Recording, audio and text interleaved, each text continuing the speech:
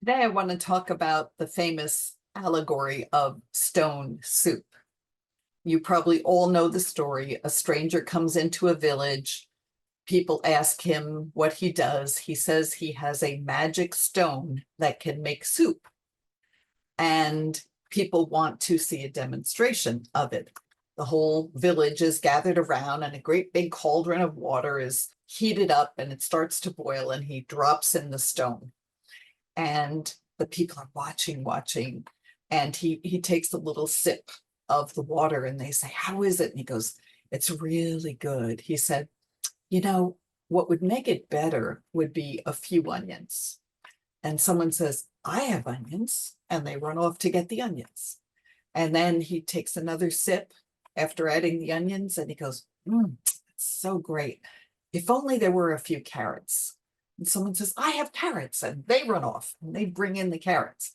And then the same thing goes on. "Oh, it would be so much better with, a little bit of meat, a little parsley, some salt." And one by one, the villagers are all running off and getting something that they already have and throwing it into the pot. And finally, at the end, he says, "Okay, the soup is finished." And he ladles out bowls, and every single person in the entire village gets to have a bowl of the most delicious soup that they have ever tasted. And they're like, "Isn't that amazing? A magic stone that can make soup." Well, most people think, "Oh, ha ha ha, this is a story of someone tricking everybody and pretending that he has an ability," when actually this is a sort of a con game. But my interpretation of the story is that the stranger is actually a visionary. So a visionary has an idea for a project. "I would like to create a company that does this. I would like to create a movie about that. I would like to create a play about this. I would like to create a nonprofit project that can do this." And when they start off, they don't have the things they need. They just have the concept. And as they share the concept with people, then people come along and say, "Oh, well, I happen to have this." When the project is finished, when the product appears, then everybody says, "Oh, isn't that magical how this person brought about this wonderful result?"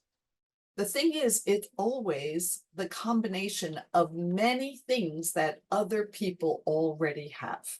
They have the talent, they have a location, they have perhaps funds, they have some kind of special element that is needed in that project. If we want to be successful in life, we need to become the person with the stone soup mentality, who can infect others with a dream. The visionary didn't just give a lecture, he started a pot of water boiling.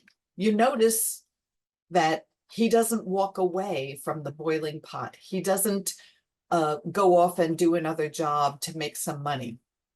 He doesn't give up halfway through because so far there's only onions and carrots.